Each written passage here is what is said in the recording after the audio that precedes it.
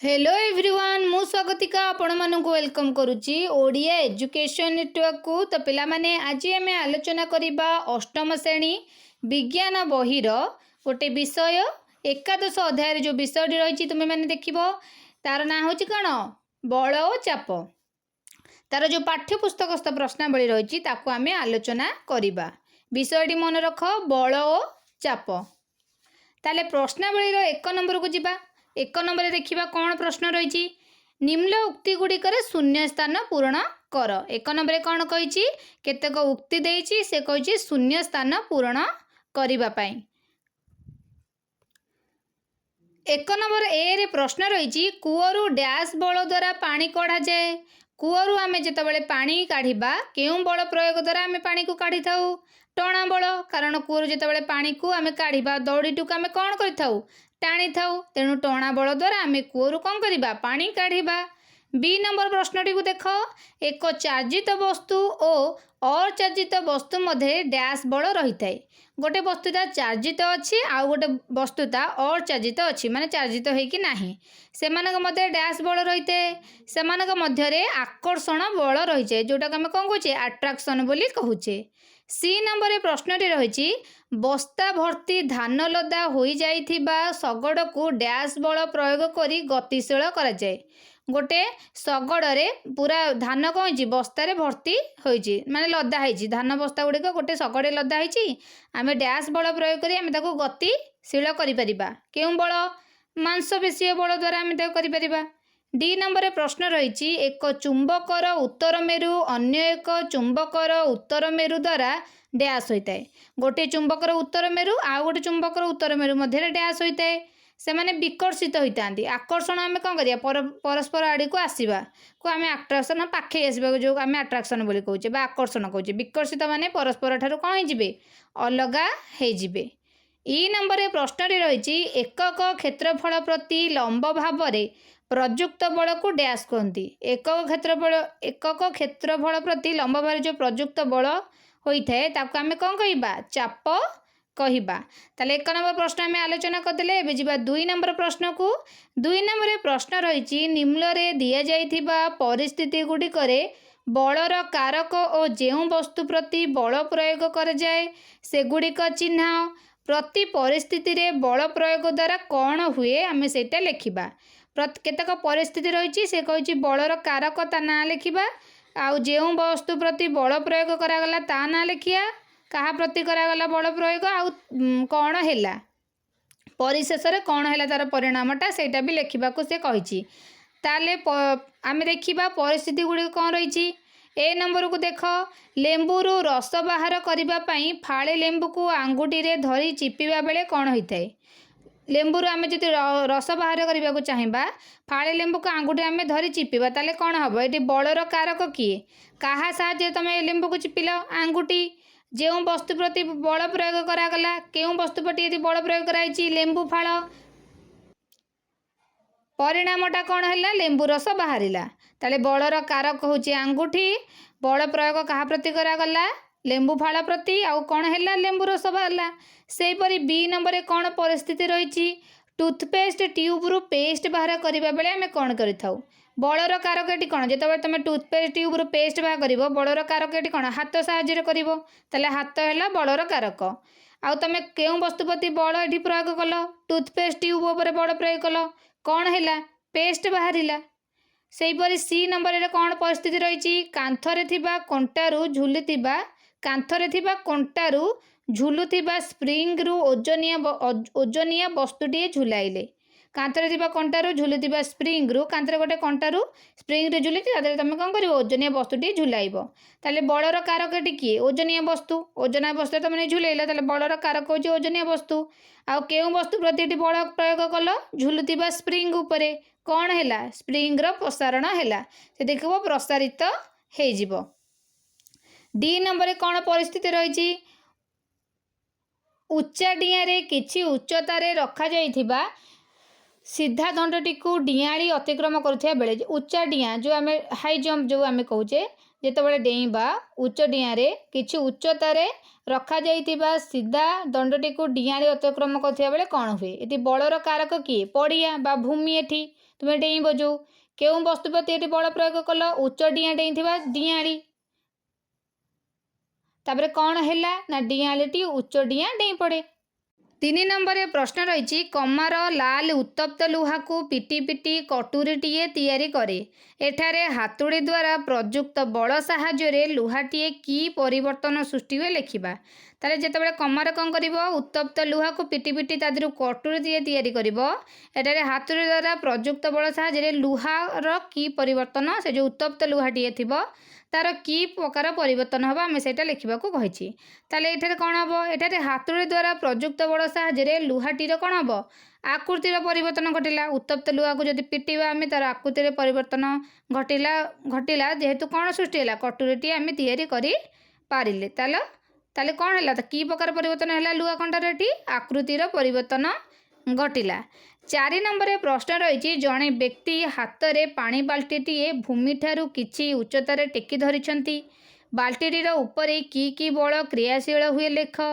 ଏହି ବଳମାନଙ୍କ ଦ୍ୱାରା ବାଲ୍ଟିଟିର ଗତି ଅବସ୍ଥାରେ ପରିବର୍ତ୍ତନ ହୁଏ କି ନାହିଁ ଆଲୋଚନା କରିବାକୁ ସେ କହିଛି।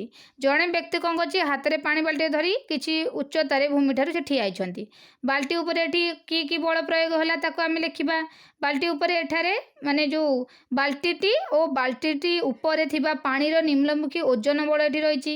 ଆଉ ମାଂସପେଶୀୟ ବଳ ବି ମଧ୍ୟ ଏଠି ବା ଠେଲା ବଳ ବି ଆମେ ଏଠି ପ୍ରୟୋଗ ହେଇଛି। ଆଉ ଏହି ବଳ ପ୍ରୟୋଗ ହେବା ଦ୍ୱାରା ବାଲ୍ଟିର କି ଅବସ୍ଥାରେ ପରିବର୍ତ୍ତନ ହେଇଛି ଦେଖିବା। ଏହି ବଳ ଦ୍ୱୟର ପରିମାଣ ସମାନ ହେତୁ ପରିଣାମୀ ବଳ 0 ହେଲେ ବସ୍ତୁଟିର ଅବସ୍ଥାରେ କିଛି ବି ପରିବର୍ତ୍ତନ ଏଠାରେ ହେଇନାହିଁ। କାରଣ ଦୁଇଟା ବଳର ପରିଣାମୀ ବଳଟା ଏଠି କ'ଣ ଅଟେ? 0 ଅଟେ। ଓଜନ ବଳ ଆଉ ମାଂସପେଶୀୟ ବଳର ଏଠି ପ୍ରୟୋଗ କରାଯାଇଛି। ତାହେଲେ ବାଲ୍ଟିର କିଛି ବି ପରିବର୍ତ୍ତନ ହେଇନାହିଁ। 5 ନମ୍ବରରେ ପ୍ରଶ୍ନ ରହିଛି ଏକ ଡ୍ରପରରେ ଥିବା କାଚ ନଳୀର ଗୋଜିଆ ମୁଣ୍ଡଟି ଜଳରେ ବୁଡ଼ାଇ ଏହାର ରବରଟି ଚାପିଲେ କ'ଣ ହୁଏ ଲକ୍ଷ୍ୟ କର ଓ ଲେଖ। ତାପରେ ରବରଟିକୁ ଚାପ ପ୍ରତ୍ୟାହାର କରିନେଲେ କ'ଣ ହୁଏ? କାହିଁକି ସେପରି ହୁଏ ବୁଝାଅ। ଏକ ଡ୍ରପରରେ ଥିବା କାଚ ନଳୀର ଗୋଜିଆ ମୁଣ୍ଡଟି ଜଳରେ ବୁଡ଼ାଇ ରବରକୁ ଚାପିଲେ ରବର ମଧ୍ୟରେ ଯେଉଁ ବାୟୁ ନଥାଏ ସେ ନିମ୍ନଚାପ ପାଇ ଜଳ ଦେଇ କ'ଣ ହେବ? ବାହାରକୁ ବାହାରି ଆସିବ। ହେଲା, ରବରଟିକୁ ପୁଣି ଚାପ ପ୍ରତ୍ୟାହାର କଲେ ଆଉ ଚାପ ଦେବାନି ତାହେଲେ କ'ଣ ହେବ ନା ଡ୍ରପର ମଧ୍ୟରେ ବାୟୁ ଚାପ କମିଯିବ। ବାୟୁ ଚାପ ଯେଉଁ ନିମ୍ନଚାପ ହେଲା ବୋଲି ସେ ଜଳ ଦେଇ ବାହାରକୁ ପଳାଇ ଆସିଲା। ହେଲା, କିନ୍ତୁ ଯେତେବେଳେ ବାୟୁ ଚାପକୁ ଆମେ ପ୍ରତ୍ୟାହାର କରିଦେବା ମାନେ ଆଉ ଦେବାନି ଡ୍ରପର ମଧ୍ୟରେ ବାୟୁ ଚାପ କମିଯିବ। ଫଳରେ ଜଳ ଏହି ସ୍ଥାନ ପୂରଣ କରିବା ପାଇଁ ଉପରକୁ ଉଠି ଆସିବ କାରଣ ବାହାର ବାୟୁ ଜଳ ଉପରେ ଚାପ ପକେଇବ। 6 ନମ୍ବରରେ ପ୍ରଶ୍ନ ଦେଇଛି ଦୈନନ୍ଦିନ ଜୀବନରେ ଠେଲା ବଳ ଓ ଟଣା ବଳ ପ୍ରୟୋଗ ଦ୍ୱାରା ବସ୍ତୁର ଗତି ଅବସ୍ଥାରେ ପରିବର୍ତ୍ତନ ହେଉଥିବାର 2ଟି ଲେଖାଏଁ ଉଦାହରଣ ଦେବା। ଆମେ ଠେଲା ବଳ ଟଣା ବଳ ଦ୍ୱାରା କେମିତି ବସ୍ତୁର ଗତି ଅବସ୍ଥାରେ ପରିବର୍ତ୍ତନ ହେଉଛି ତାର ଉଦାହରଣ ଦେଇ ବୁଝାଇବା। ଟେବୁଲ ଡ୍ରୟର ଆମେ ଯେତେବେଳେ ଖୋଲିକି ଟାଣିକି ଖୋଲିଲେ ତାପରେ ତାକୁ ବନ୍ଦ କରିବାକୁ କ'ଣ କେଉଁ ବଳ ପ୍ରୟୋଗ କରୁଛେ? ଆମେ ଠେଲା ବଳ ପ୍ରୟୋଗ କରୁଛେ ଏବଂ ବସ୍ତୁର ଗତି ଅବସ୍ଥାରେ କ'ଣ ହେଉଛି? ପରିବର୍ତ୍ତନ ହେଉଛି ନା ନାହିଁ? ଅର୍ଥାତ୍ ସ୍ଥିର ବସ୍ତୁ ଥିବା ଡ୍ରୟରକୁ ଗତିଶୀଳ ଏଠି କରାଇପାରିଲେ। ସ୍ଥିର ଥିଲା ଡ୍ରୟର ଆମେ ତାକୁ ମାନେ ଖୋଲିକି ପୁଣି ତାକୁ ବନ୍ଦ କଲେ, ଠେଲା ବଳ ପ୍ରୟୋଗ କଲେ ସ୍ଥିର ବସ୍ତୁ ଏଠି କ'ଣ ହେଲା? ଗତିଶୀଳ ହେଲା। ଗତି କରି ଆସୁଥିବା ଜଣେ ସାଇକେଲ ଚଢ଼ାଳିକୁ ଠେଲା ବଳ ପ୍ରୟୋଗ କରି ସ୍ଥିର ଅବସ୍ଥାରୁ ଅଣାଯାଇପାରେ। କିଏ ଗୋଟେ ଗତି କରି ସାଇକେଲରେ ଆସୁଥିବ ଆମେ ତାକୁ ଠେଲା ବଳ ଆଗରୁ ଏମିତି ରଖିଦେବା ତାହେଲେ କ'ଣ ହେବ? ସେ ଗତିଶୀଳ ଥିଲା ଆମେ ସ୍ଥିର ତାକୁ କଲେ ଏବଂ ଡ୍ରୟରଟା ସ୍ଥିର ଥିଲା ତାକୁ ଗତିଶୀଳ ଆମେ କରାଇଲେ। ଠେଲା ବଳର 2ଟି ଉଦାହରଣ ଦେଲେ। ଏବେ ଟଣା ବଳ ଲେଖିବା। କୂଅରୁ ପାଣି କାଢ଼ିଲା ବେଳେ ଟଣା ବଳ ପ୍ରୟୋଗ କରି ସ୍ଥିର ବସ୍ତୁକୁ ଗତିଶୀଳ କରାଯାଏ। ତା ସହିତ ଫୁଲ ତୋଳିଲା ବେଳେ ଟଣା ବଳ ପ୍ରୟୋଗ କରି ସ୍ଥିର ବସ୍ତୁକୁ ଆମେ କ'ଣ କରିବା? ଗତିଶୀଳ କରିପାରିବା। ତାହେଲେ 2ଟି ଲେଖା ଉଦାହରଣ ଦିଆଗଲା। ଏବେ ଯିବା 7 ନମ୍ବର ପ୍ରଶ୍ନକୁ। ବଳ ବସ୍ତୁର ଆକୃତି ପରିବର୍ତ୍ତନ କରିପାରେ, ଏହାର 2ଟି ଉଦାହରଣ ଉଲ୍ଲେଖ କର। ବଳ କିପରି ବସ୍ତୁର ଆକୃତିର ପରିବର୍ତ୍ତନ କରିପାରେ ଆମେ ତାର 2ଟି ଉଦାହରଣ ଦେବା। ତୁମେମାନେ ଦେଖିଥିବ କୁମ୍ଭାର ହାଣ୍ଡି ଗଢ଼ିଲା ବେଳେ ମାଟି ଗୁଡ଼ିକୁ ଚକଟି ମାଟିର ଆକୃତି ପରିବର୍ତ୍ତନ କରି ହାଣ୍ଡି ଗଢ଼େ। ଏଠି ତାର କ'ଣ ହେଲା? ମାଟିର आकृति परिवर्तन है बल प्रयोग करी कमार कौन करे लुहा को तताई लुहा खंडर आकृति परिवर्तन करी दा कोड़ी कोदाल आदि तैयारी करथाए। ताले बड़ वस्तुर आकृतिर परिवर्तन है ना नहीं। दुईटा उदाहरण रे गोटे कुंभार हांडी गला बेले माटी को चकड़िला चकड़ी तार कला बोली तो तार आकृति परिवर्तन है हांडी माठिया जहाँ भी गढ़िला आउ कमार कौन कले लुहा को तताइला जहाँद्वारा कौन है तार आकृति परिवर्तन करने फल दा कौड़ी कोदाल आदि तैयारी है। ताले बड़ वस्तुर आकृतिर परिवर्तन करि पारे आमे एही सिद्धांत रे उपनीत हेले। एबे जीवा 8 नंबर प्रश्न को निम्नलिखित प्रत्येक उदाहरण रे प्रयुक्त बल संस्पर्श बल कि असंस्पर्श बल लिखिबा। संस्पर्श बल आमे कहा कहबा जो बल प्रयोग रे आम शरीर कौनसी अंग भी स्पर्श हेउथिबो अंगर स्पर्श होउथिबो ताको संस्पर्श कहबा।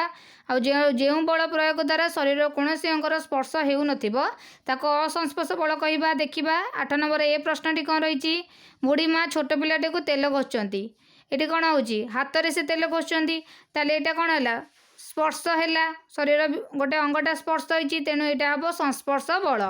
बी नंबर एक पात्र थिबा शस्य दाना रे किछि लुहा गुंड मिसी जाइछि राम बाबू खंडिए चुंबक धरी से ही लुहा गुंड गुड़िक अलग करछंती एटी से कौन से अंगर व्यवहार करछंती कि चुंबक द्वारा करछंती माने यहाँ हम असंस्पर्श बल।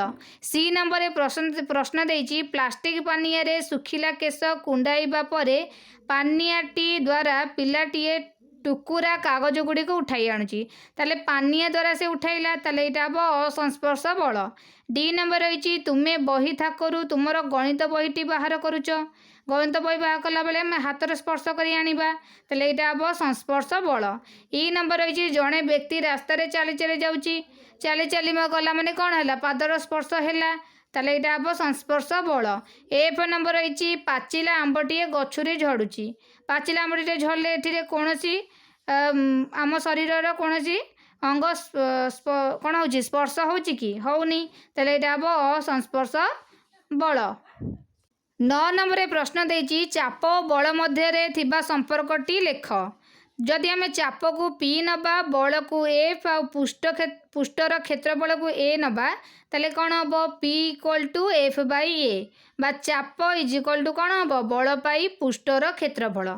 एवं जदि आम पुष्टर क्षेत्रफल को एक नबा ताले चाप कौन हम चाप इज इक्वल टू बल पी इक्वल टू एफ अर्थात चाप हेउची एकक क्षेत्रफल उपरे पड़ुथिबा बल।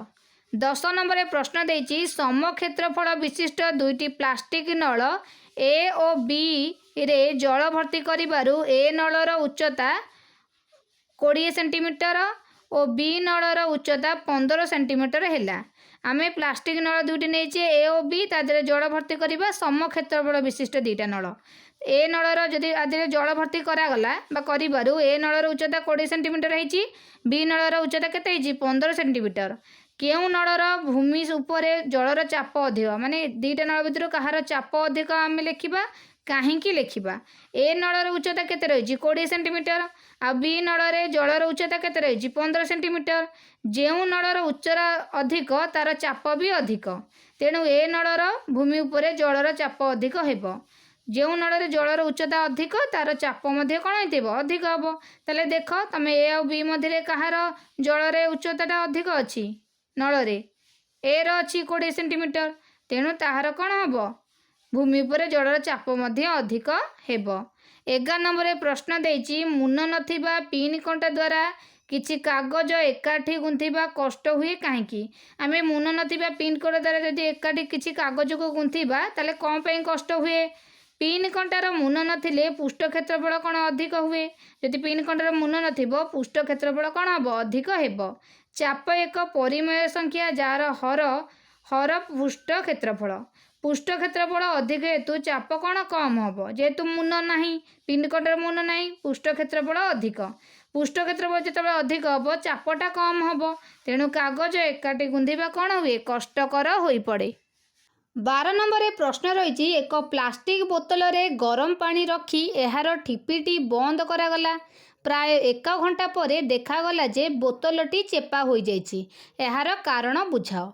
आमे जदि कौन करवा गोटे प्लास्टिक बोतल नवा तादेह गरम पानी को ढालिबा एवं ठिपिटी को बंद करदे देखा जे 1 घंटा पर कहीं बोतलटी चेपा हो यार कारण कौन ना प्लास्टिक बोतल रे थिबा गरम पानी अधिक तापमात्रा थाए कारण पानी जेहेतु गरम होता है से अधिक तापमात्रा थाए 1 घंटा समय यार तापमात्रा कमी जाए जितेबाला ताको आम 1 घंटा पर देखा कौन हो तार तापमात्रा कमी जाइथिबो कारण पानीटी ठंडा हो जाइथिबो जल ठंडा हेले यार आयतन कमी जितेबाला जलटा ठंडा हो तार आयतन कमी जीव फल बोतल मध्य शून्य स्थान पूर्ण हेब 4 डिग्री सेल्सियस रु जल ठंडा हेले यार आयतन बढ़े जितेबाला 4 डिग्री सेल्सियस रु जलटा ठंडा हेब तार आयतन बढ़िबो वायुर सर्वाधिक चाप अच्छी आम मैंने जाने वायुर सर्वाधिक चाप अच्छी फल बोतल उपर जो वायु चाप पड़ो जितेबाला से कौन हम बोतलटी चेपा हो वायुचाप बोतल उपरे पड़े ही बोतलटी कौन हो चेपा हो कारण वायुर सर्वाधिक चाप रही 13 नंबर प्रश्न रही जड़े धनुर्धारी लक्ष्यस्थल को सर मारिबापी धनुरे सरटी रखी गुण चढ़ाइले लक्ष्य स्थिर रखी से सरटी छाड़िले सरटी लक्ष्यस्थल आड़कू गतिशील हैला एही सूचना को आधार करी बंधनी मध्यरे प्रदत्त शब्द मानक मध्यरु उपयुक्त शब्द गुड़िक व्यवहार करी शून्य स्थान पूरण करवा ये आधार रे हमर केतोटी प्रश्न देइछि आमे बंधनी मध्यरु उपयुक्त शब्द बाछि शून्य स्थान पूरण करवा 13 नंबर ए प्रश्नटी को देख धनुटीरे गुण देवाई धनुधारी जो बल प्रयोग करती ताहा धनुटीर डैश परिवर्तन करे ता धनुटीर आकृतिर परिवर्तन करिथाए बी नंबर प्रश्न रही धनुरे गुण देवा बेले एथिरे प्रयुक्त होउथिया बल डैश बलर एक उदाहरण धनुरे गुण देला बेले जो प्रयुक्त बल है ता ना कौन मांसपेशीय बल सी नंबर प्रश्न रही सरटीर गति अवस्था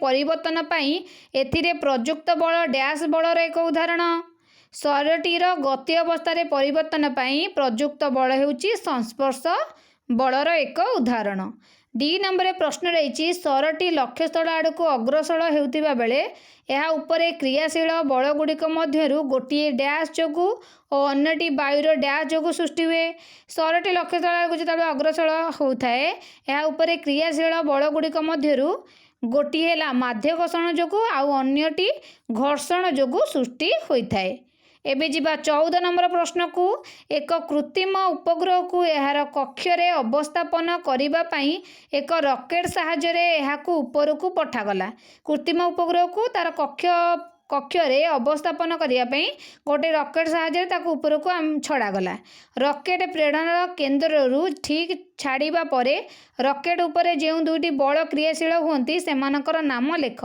रॉकेट प्रेरण केन्द्र ठीक छाड़िया पर रॉकेट छड़ागला तापर जो बल क्रियाशील है तार ना लिखा कही जिते कृत्रिम उपग्रह रॉकेट निम्नमुखी हम से कौन ओजन बल आउ वायुर घर्षण बल भी आमर कौन हो क्रियाशील होउची ताले दीटा बल जो क्रियाशील होउची कौन गोटे ओजन बल आउ गोटे वायुर घर्षण बल 15 नंबर प्रश्न रही जदि एक वस्तु उपरे दुईटी बल F1 और F2 परस्पर विपरीत दिगरे क्रियाशील हुंती तेबे वस्तुटी उपरे केउं परिणामी बल क्रियाशील होता है गोटे वस्तु उपरे दुईटी बल जदि F1 F2 परस्पर विपरीत दिगरे क्रियाशील हेबे तेबे वस्तुटी उपरे केउं परिणामी बल क्रियाशील होता है जदि F1 माइनस F2 हुए तेबे F1 ग्रेटर दैन F2 हम आ जदि F2 माइनस F1 हुए तेबे F2 ग्रेटर दैन F1 हम माने F1 माइनस F2 हेले F1 टा बड़ हम एवं F2 माइनस F1 जदि हुए F2 टा बड़ हेब 16 नंबर प्रश्न देइछि भू समांतर भावे थिबा एक वृत्ताकार पथरे गोटे वस्तु समवेगे घुरुची भू समांतर भावे गोटे वृत्ताकार पथ रही गोटे वस्तु समवेगे घुरुची ता मध्यरे सही वस्तु उपरे किछि बल क्रियाशील हेउची कि काहेकि आमे लेखिबा को पड़िबा हमको जे वस्तु उपरे किछि बल क्रियाशील हेउची कि नाही घुरुथिबा वस्तुर केन्द्राभिसारी बल घुरुची वस्तुटा ना ताले केन्द्राभिसार बल प्रयोग है घुरुथिबा वस्तुर केन्द्रापसारी बल भी होउची घुरुथिबा वस्तु उपरे वायुर घर्षण बल भी आमर क्रियाशील होउची ता सहित घुरुथिबा वस्तुर निम्नमुखी जो है से ओजन बल ताले 4टा बल आमर क्रियाशील होउची कौन कौन କେନ୍ଦ୍ରାଭିସାରୀ ବଳ, କେନ୍ଦ୍ରା ପ୍ରସାରୀ ବଳ, ବାୟୁର ଘର୍ଷଣ ବଳ ଓ ନିମ୍ନମୁଖୀ ହୋଇଥିବାରୁ ଓଜନ ବଳ ଏଠି କ୍ରିୟାଶୀଳ ହେଉଛି।